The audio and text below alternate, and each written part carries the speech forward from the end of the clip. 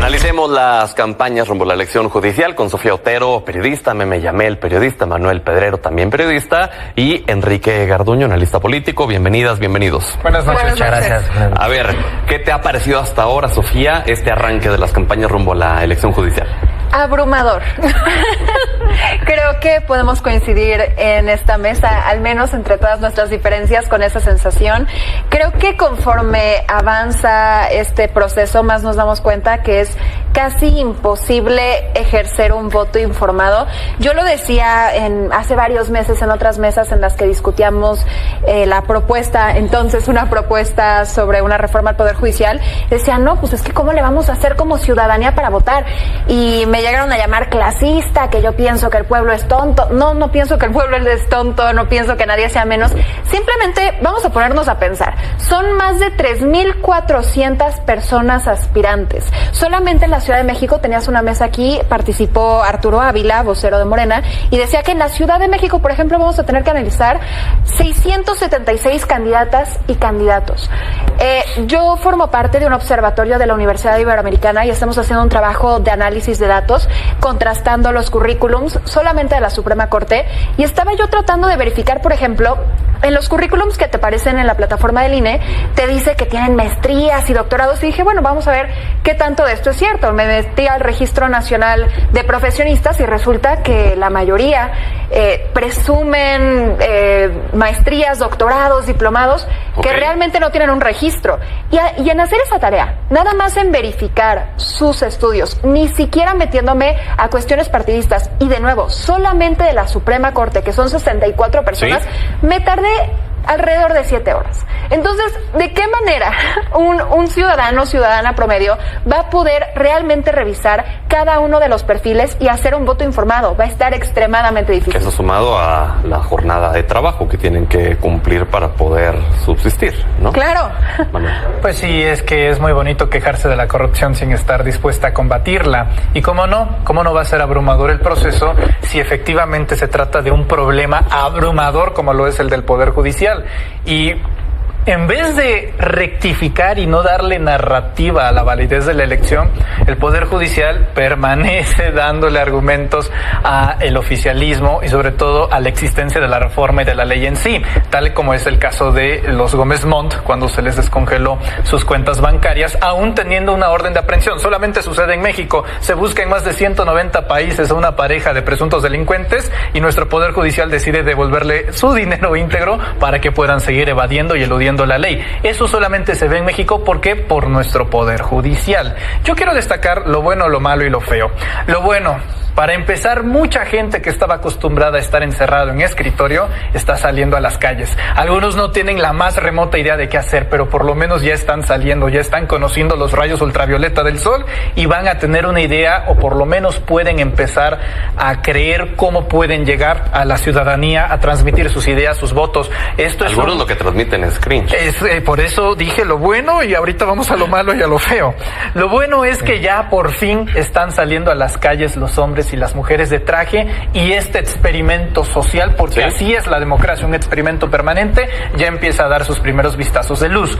Lo malo, el Instituto Nacional Electoral, que parece ensimismado de sabotearse a sí mismo. ¿Cómo es posible que nuestra institución predilecta, que debe de difundir la democracia, que debe de promover la democracia, se autoniegue y tenga que verificar con el Tribunal Electoral los temas de los spots para que la gente sepa que este 1 de junio hay que salir a votar, cuántos días faltan y, lo más importante, cómo votar? Son 6 boletas, el tema de los colores, qué color significa cada qué.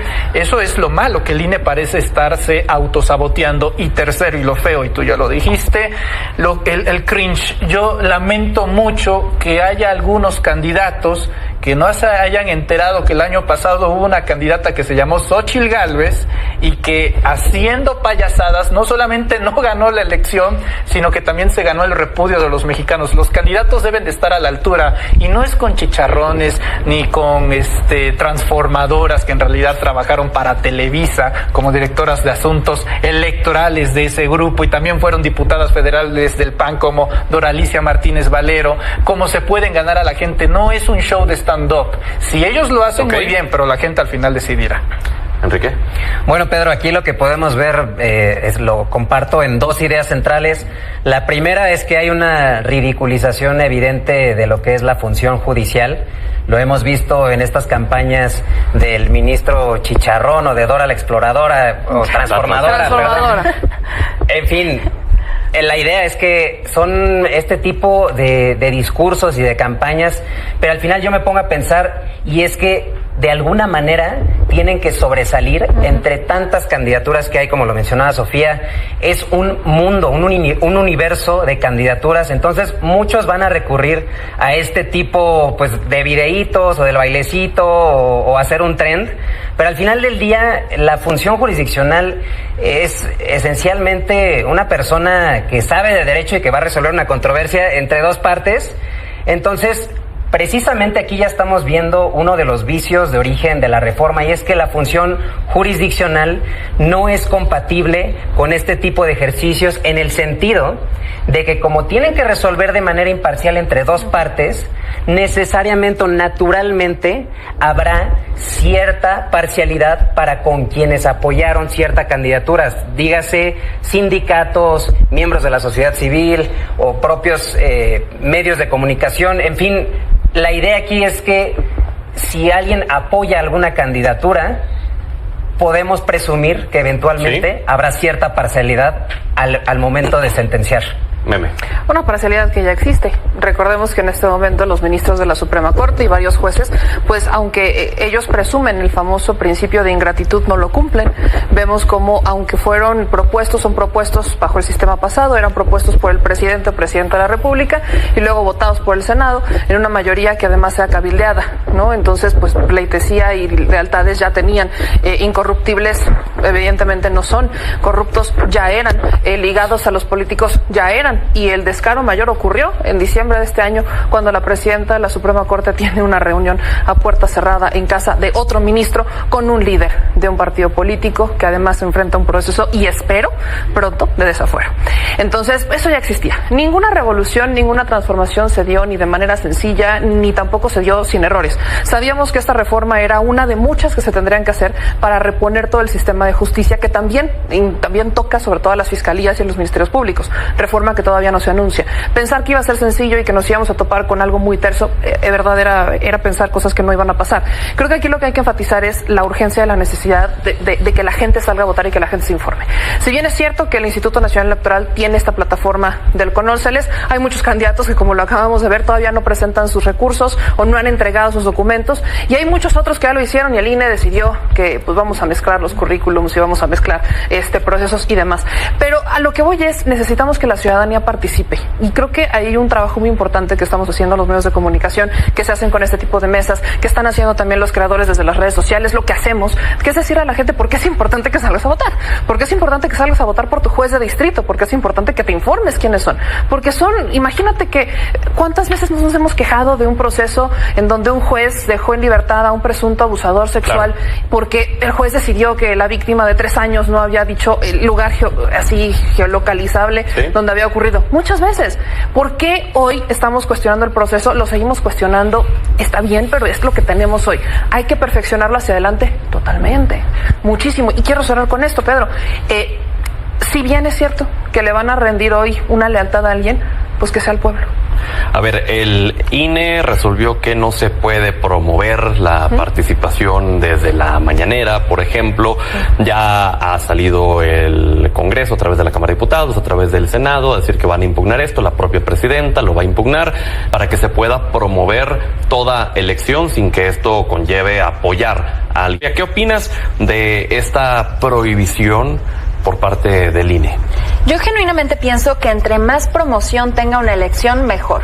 Va a incentivar a que más gente participe. Yo creo que la limitación del INE más bien es porque vimos, por ejemplo, lo que sucedió en la contienda presidencial. Y digo, es comprensible por qué, pero teníamos al expresidente López Obrador dando guiños de a quién quería como la futura presidenta, ¿no? Y dando ataques a la oposición. Entonces, aunque el presidente pudiera decir, ciudadanía, salgan y voten, pues se tergiversaba ese espacio para entonces decirle a la ciudadanía quizás no de forma directa, pero sí abstracta y comprensible por quién votar. Y yo creo que ese es el riesgo ahora. No tiene nada de malo, a mi criterio personal, que salga la presidenta, que salga el Senado, el presidente del Senado, etcétera, etcétera, a decir, ciudadanía, participen. Más bien es el riesgo de que de forma un poquito oculta puedan decir por quién votar. Por otro lado, creo que nada más quiero decir, coincidimos en el diagnóstico de que sí, evidentemente las y los juzgadores no eran imparciales, las y los juzgadores tenían ciertos partidismos,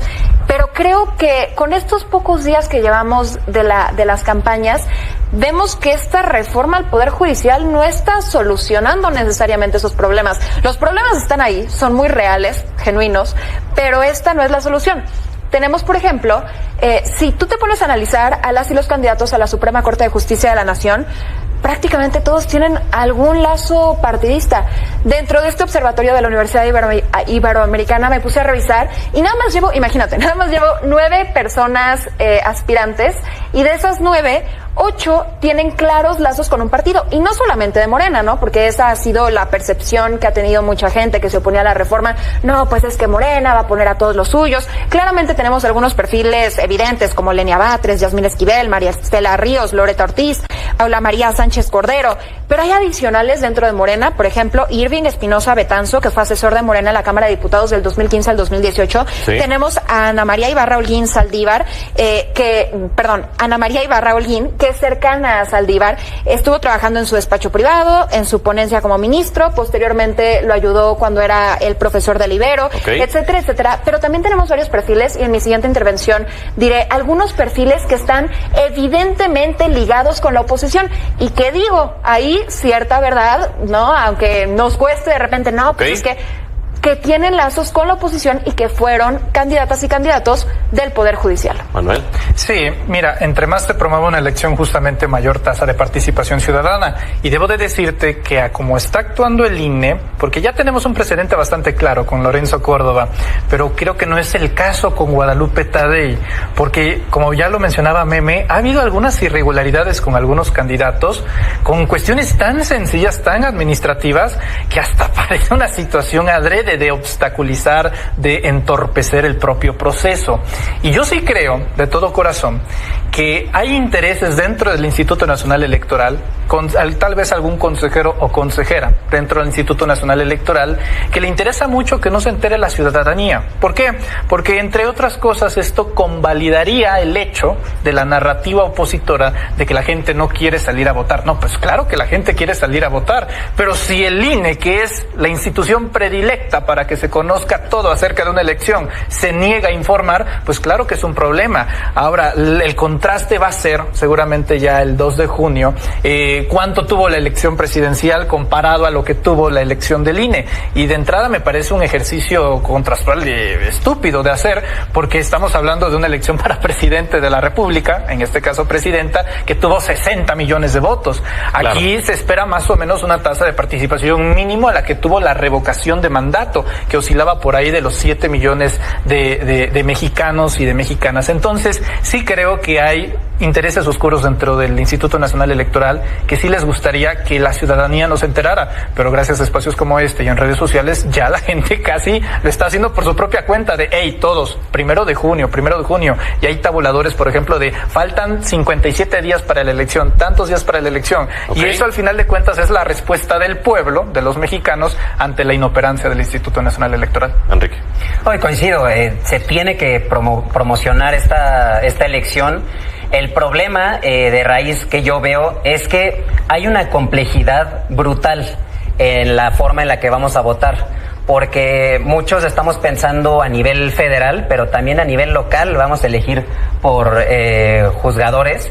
Entonces, si hacemos un conteo, y ustedes televidentes, para que conozcan cuántas boletas pueden esperar, van a haber 10 que va a ser para ministras y ministros de la Corte, para magistraturas del Tribunal de Disciplina Judicial, para magistraturas de la Sala Superior del Tribunal Electoral, para magistraturas de la Sala Regional del Tribunal Electoral, para magistraturas de circuito, para juzgados de distrito, y ahora sí ya nos movemos a la materia local, tribunales superiores de justicia locales, magistraturas del Tribunal de Disciplina Judicial local, magistraturas locales y jueces y juzgadoras locales. O sea, hasta yo me estoy haciendo ya mole y pozole de... Me perdí después de... Después de la federal uno entra... Entonces, y al final uno entra a la urna y demás y pues puta, parece examen, pero al final ustedes van a ver unos cuadritos y hay que ponerle un número.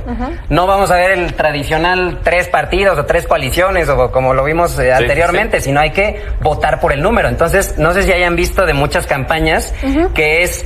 Vota por magistrado 32, ministro 3. Entonces, eso es como que, ¿por quién? O sea, estoy votando así por tal persona, pero también por el número, y en términos de comunicación política es muy difícil que se transmita esa idea. Pero la gente ya se está organizando, o sea, la gente ya está haciendo su acordeón. La gente está viendo, la gente está viendo. Sí, la gente está viendo y ya dice 32, 49, o sea, ellos ya están haciendo su propia lista y eso está bien, malo que no lo estuvieran haciendo y que fueran con desconocimiento total, pero por eso digo, la gente sí quiere participar a tal grado de que si no ve operancia por parte del INE, lo va a terminar haciendo por su propia cuenta. Yo nada más te hago una pregunta así sencillísima. Una tía, tío, abuelita, abuelito, ¿entienden cómo tienen que votar? Claro, no son estúpidos. Todos en tu familia saben cómo... Sí, por supuesto. Con este mecanismo. ¿Por qué no lo entenderían? ¿Y para qué sirven todas las boletas? ¿Por qué no lo entenderían? Con el argumento de ¿Por qué partir de que la gente no sabe? No, a ver, o sea, mis familiares no saben ni bueno, pues funciona. Que se informen. Pues que se informen, o sea, pues sí, si queremos tener un gobierno de primera, si queremos tener un estado de primera, tenemos que ser ciudadanos de primera, y eso implica que tenemos que informarnos. Para ti es muy fácil. Es una realidad. Uno, lo del acordeón es algo que permitido por el Instituto Nacional Electoral. Podemos llevar nuestro acordeón a la boleta. Tendremos que. Es una realidad, pero es importante decirlo, porque sí es complejo. Nadie está diciendo que sea sencillo. Y yo te lo voy a cambiar. En realidad los abuelitos sí saben, son los jóvenes los que no quieren votar. Bueno. Esa es la realidad. O sea, cuando vemos estadísticas electorales siempre nos topamos con lo mismo. Son los adultos mayores e incluso personas de origen indígena las que más salen a votar, porque son las que más resienten las injusticias, y más en un tema como estos. Eso está analizado. ¿Y hay garantía de que salgan a votar de forma informada? ¿Hay garantía de que salgan a votar de forma informada? No. Y lo voy a explicar brevemente por qué. Porque solamente a nivel federal son 39 personas por las que vamos a votar. Solamente a nivel federal. No todos los estados tienen juzgados locales. Y a eso voy con el Instituto Nacional Electoral. Lo que está pasando con el INE no es algo que no sea nuevo. Estas quejas contra el INE no son novedosas, en realidad son las de toda la vida. El Instituto Nacional Electoral tiene la obligación de hablar y de informar y de comunicar cómo son los procesos electorales, y año con año fracasa. Eso también lo hace con los votos de los mexicanos en el extranjero. Complica el proceso. ¿Por qué la autoridad encargada de organizar elecciones no hace bien el trabajo? ¿Por qué no lo comunica? ¿Por qué no lo difunde? Porque podremos hablar de intereses dentro de la propia institución, podemos hablar incluso de no querer trabajar de más, porque si queremos que todos voten, pues tenemos que hacer un trabajo totalmente informado, pero también mucho tiene que ver con la ciudadanía. A mí me parece muy lamentable que vayan y le toquen la puerta a la gente y, oye, ¿quieres ser funcionario de casilla? Y la gente diga no. Esa es una confianza que el INE no ha logrado restablecer con la gente. Y hay una crítica muy fuerte al Instituto Nacional Electoral que no es de hoy, es de toda la vida. Y no va a cambiar hasta que reformemos al Instituto Nacional Electoral y que entienda que sus atribuciones no es solamente dejar a los partidos políticos la información de las elecciones. Hoy por hoy el instituto es el que dijo, no, yo me aviento todo, pero en la presidencia se está desperdiciando un foro gigantesco que es la Mañanera del Pueblo, en donde no se tiene que informar sobre quién vas a votar ni de perfiles, sino recordarle a la gente que hay una elección y recordarle a la gente por qué se va a votar y la importancia. Por eso yo resaltaba mucho el tema de los jueces locales. Son con los que más batallamos. Cuando te quieres divorciar, cuando vas a pelearte por un predio, cuando te vas a pelear por una herencia. Y son las instancias a las que más comúnmente inmediatas. Y son a las que más, de las que más te quejas. Claro. Hay que informarse, sí, pero también depende muchísimo de la ciudadanía. Nos quedan 3 minutos, así que vayamos ya en forma de conclusión. Adelante, Sofía. Estos intereses turbios de por medio, como decía, no solamente pueden ser observados en Morena, PT, Verde. También tenemos en la Suprema Corte de Justicia algunos perfiles ligados a la oposición, como Ulises Carlín de la Fuente. Él fue director judicial del gobierno de Nuevo León en 2003, cuando estaba el PAN. Actualmente es consejero jurídico de Samuel García. Luego tenemos a Lutgarda Madrigal. Ella fue diputada federal, candidata a diputada federal de Movimiento Ciudadano. También fue diputada local del PRI. Dora Alicia, la transformadora que ya mencionaban. Ella es exdiputada federal panista, en fin, bueno, y esto en una breve revisión. Más adelante en el observatorio de la Universidad Iberoamericana tendremos más resultados, pero sí, verdaderamente confuso y abrumador esta elección. Manuel. Yo concluiré con otro tema. Hoy Claudia Sheinbaum Pardo se va a dormir con un tatuaje en la frente de estadista. Hoy los aranceles se aplicaron a medio planeta y solamente hubieron 3 países de los cuales Trump exentó. No del 25 al 10%, no, 0. Canadá, Rusia y México. Si eso se le regatea a la presidenta de México, bueno, entonces es que la oposición prefiere dormirse en sus laureles. No, lo que se logró no fue poca cosa, es para que pongan el himno nacional de veras mañana en la mañanera, y es un parteaguas dentro de la relación de Estados Unidos y México, que incluso va a definir el sexenio de la presidenta Sheinbaum. Habrá que esperar mañana a ver qué es lo que presenta. Ya había adelantado que vendría el anuncio del programa ante los aranceles. Veremos qué dice. Enrique, conclusión. Pues Pedro, finalizar diciendo que hay un tercer problema de origen que no hemos discutido dado el poco tiempo, pero también es la calidad de las propuestas que puede realizar un ministro, una persona juzgadora. He visto que muchos están iniciando campaña en Iztapalapa, además, pero el problema son lugares que requieren de mucha rehabilitación de servicios, pero una persona juzgadora no puede llegar y decir, te voy a arreglar tu calle, te voy a poner alumbrado, el agua, y son necesidades que realmente eso es lo que a las personas les importa. Regresamos a que la persona juzgadora al final del día es una persona que resolverá una controversia entre una persona y otra. Entonces, la función de proveer un servicio público o de legislar en tal materia no está dentro de sus funciones naturales. Pero concluir diciendo, y para que no me lo tomen a mal, el Poder Judicial sí tenía corrupción, sí había mucha parcialidad, pero coincido con lo que comentó Sofía en el sentido de que esta reforma naturalmente puede, y ojalá que no ocurra, traer consigo mucha mayor parcialidad. Por ejemplo, Durango, donde el gobernador ya decidió quiénes van a ganar y en donde hay candidaturas únicas. ¿En Chihuahua también? Bueno, eso sí, ya va a sacar su próximo álbum, porque cantan. O sea, pero no habría que reformar más todavía por supuesto. A partir de esto. Totalmente. O sea, entiendo que es una prueba y error y es un cáliz, digamos, pero ¿qué tanto nos va a costar esta prueba, no?